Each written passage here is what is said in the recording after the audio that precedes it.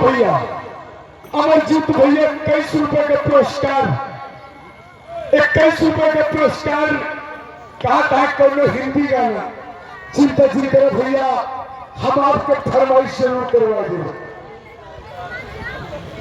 Hello और ये माननीय हमारे कचरे भैया ये बनपुरोल भैया 51 रुपए का व्यवहार ये डीजे प्रसाद भैया ये बनपुरा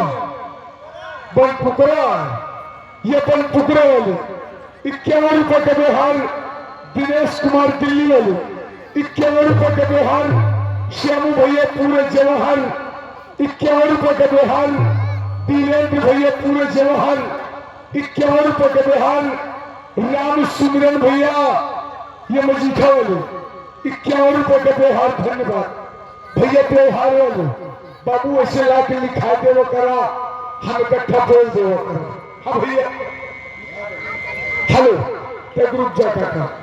हाँ तो दोस्तों आप लोगों के समक्ष ये जो पार्टी लगी है शिवम स्वर संगीत पार्टी शिवम स्वर संगीत पार्टी नरई चौराहा थाना संग्रामगढ़ तहसील कुंडा जनपद प्रतापगढ़।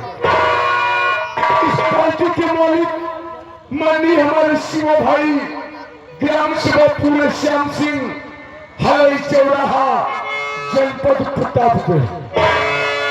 इस पार्टी के मैनेजर माननीय रामू डांसर, ग्राम सभा राय काशीपुर, निकट बाबागंज, जनपद प्रतापगढ़।